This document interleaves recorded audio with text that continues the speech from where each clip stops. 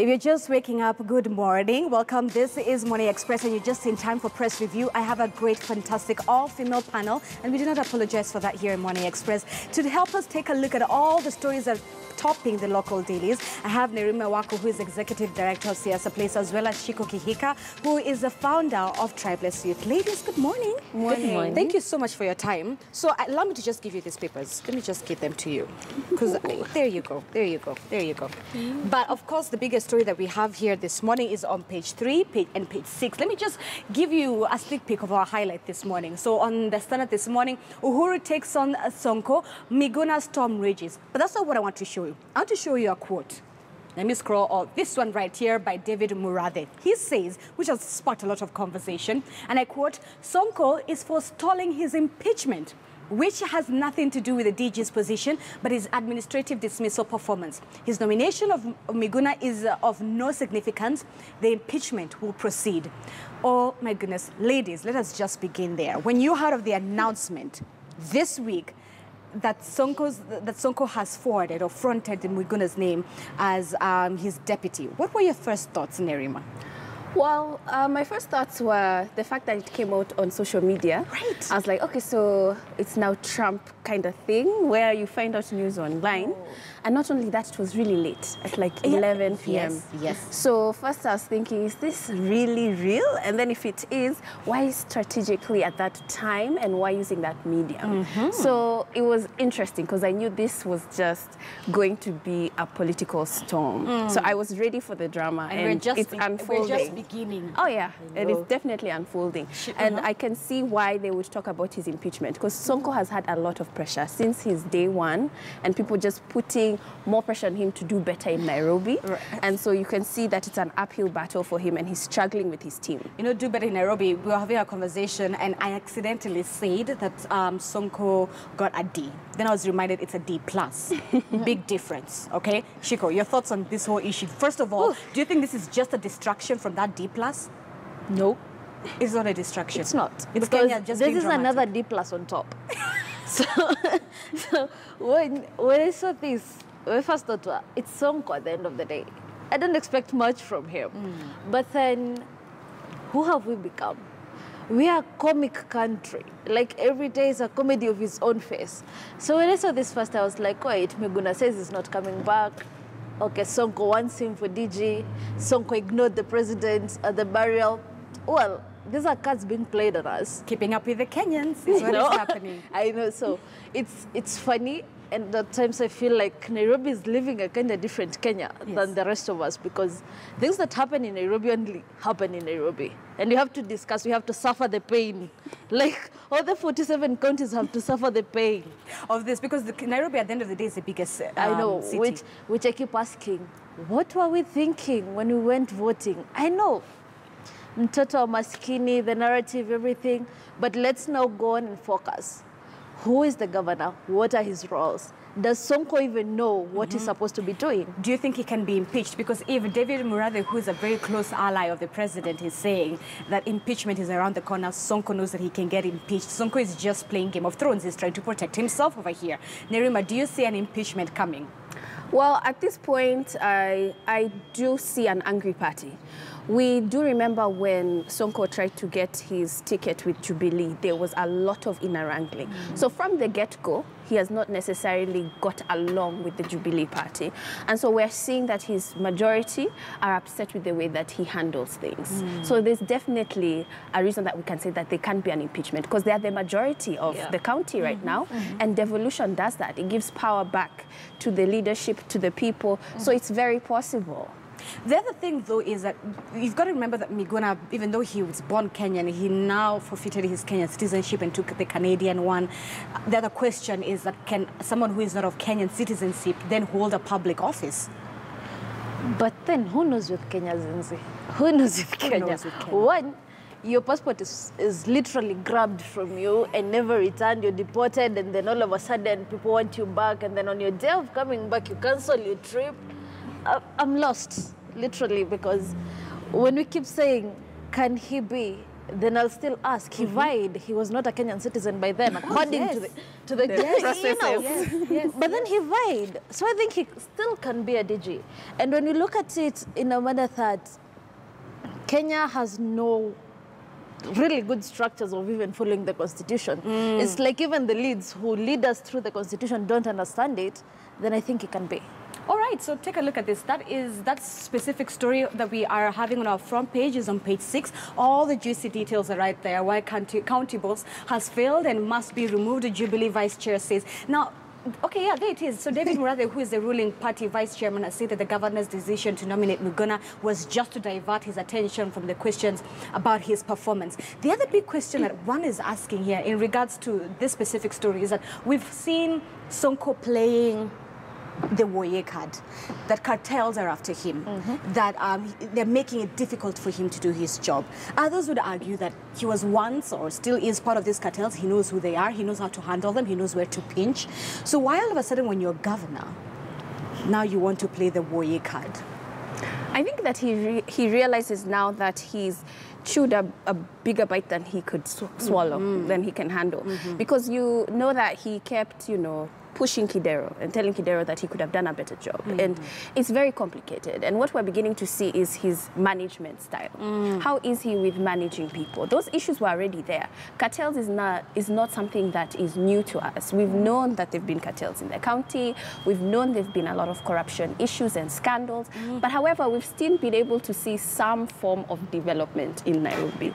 So it doesn't mean that it's something that's impossible. It just means that he handles things differently. And we're seeing that. His management style. His management style. Shiko, I want you to jump into this. And I saw this funny tweet that said that now Nairobi potholes have potholes. Yeah, it's true. They're deeper than they were. It's that bad. It's that bad. Funny. I was telling someone, like, if I were to farm, I would come to Nairobi, like on the highways, and just plant whatever I want, because the holes are deeper than you can think, And it's funny that we are even talking about Sonko's management. Sonko does not have any kind of management in the first place, because you're talking of the cartels, you are one yourself. Right. You know who they are. Exactly. So don't tell us you want to be the crybaby now that you know you can't. Just tell us, for real, you elected me, but I can't.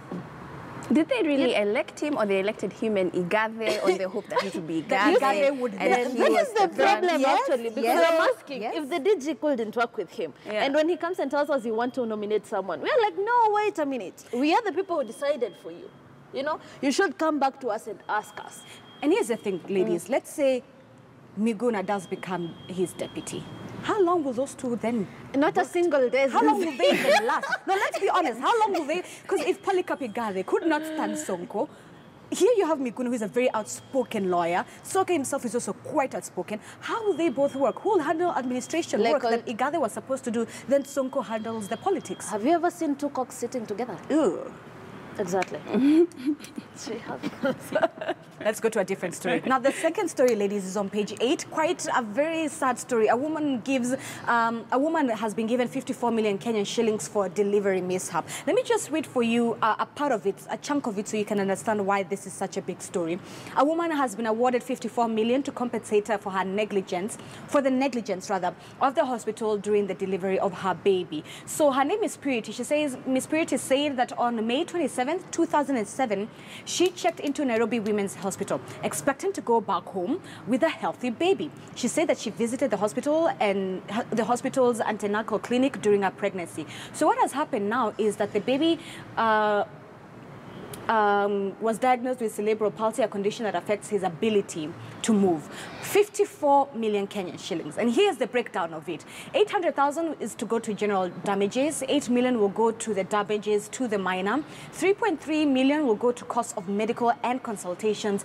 18 million will then be awarded for speech and occupational and physiotherapy for the baby. Ladies, this is not the first time we're seeing our hospitals doing this.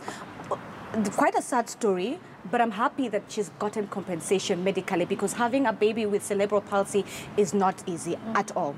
So medically speaking, I'm glad that she's gotten the financial support she needs, because it's not everyone who goes to hospital and then gets the financial support that they need. Yeah. All right, Nerima, your thoughts on this story? Yeah, that's exactly what I was thinking, because we hear a lot of cases almost every single day where we hear of mishaps happening in our medical care, but it's not necessarily only the doctor's fault or anything like that. It's also our systems that are put in place. So for me, I would say that it's something that I'm hoping with the Big Four agenda with our government, that our healthcare will improve, and so we don't have to see stories like these. Shiko? I don't know. I'm speechless when it comes to this, because it's painful, one. But then I need to say, we've been singing universal healthcare. And unfortunately, our governors are saying we are going to the universal healthcare. I'm lost. Is it a county? Is it another country? I don't know. Do you because we need to know how are we headed there. Do you think that making health a devolution was a bad mistake?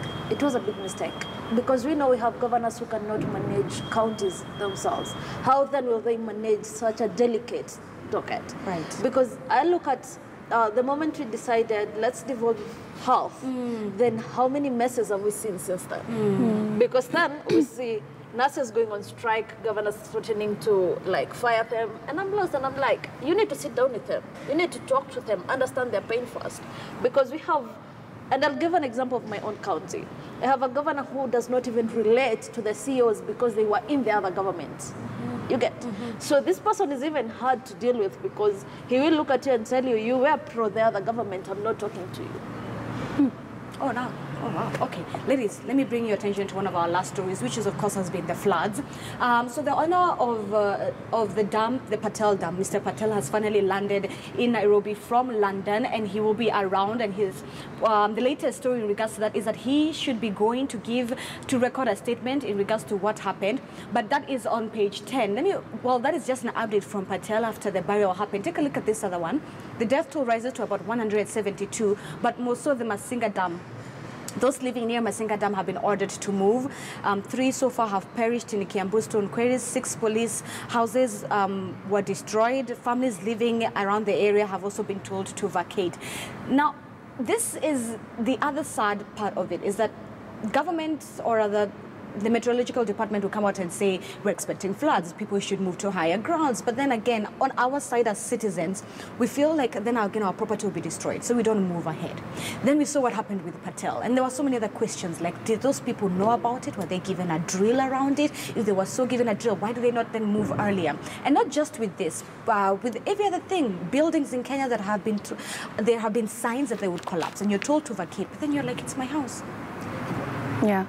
So those buildings that collapse, first of all, it's management issues, the fact that they are up and they shouldn't be. There are levels and structures and procedures that are not followed in our country, and that's exactly what happened with this dam. The people couldn't possibly know because of infrastructure issues. That means there are engineering issues. That means things passed through that should have been halted, and that's the problem. But when we talk about our disaster management and we ask people to evacuate, are we assisting them with the evacuation? When you look at countries who have developed when it comes to response management, there are places that people can actually evacuate to. There are actually funds to assist people to evacuate. So for us, we're telling people, okay, move, get out of here, but to go where and to go how? Right. People can hardly have a living. Shiko, let me hear your thoughts. You know, when you talk about the dam especially, because it's something I've been complaining since day one, we've been talking, saying we're sorry, saying all these sweet things and wanting to look like we're mourning. I think we need to sit back and tell ourselves the truth, because we know this dam has been in a mess ever since. The politicians themselves talked, quoting, this is friendship that has been there. And I'm lost between friendship and oppression. Because when you tell me you can block a river with 7 dams, and then the people who are suffering, you pipe the water to them at given days, then you need to tell me, who are you to block that river? Right. Under what rights are you blocking it? So I think we need to tell ourselves the truth. When you talk about the floods, Zinzi, let's remember we had money for El Nino. Where did they go? Like, because this was a lot of money that you don't talk about. Where did it go? All right, so we'll leave it on that note. Thank you so much, ladies. That was Chiko Kihika, the founder of Tribalist Youth, as well as Nerima Waka, the executive director of Siasa Place, helping us mince up some of the local dailies. Michael Gitonga is up next, but for our KTN home viewers, this is where we say goodbye. But if you want to stick with KTN News, we'll see you on the other side, right after this commercial break.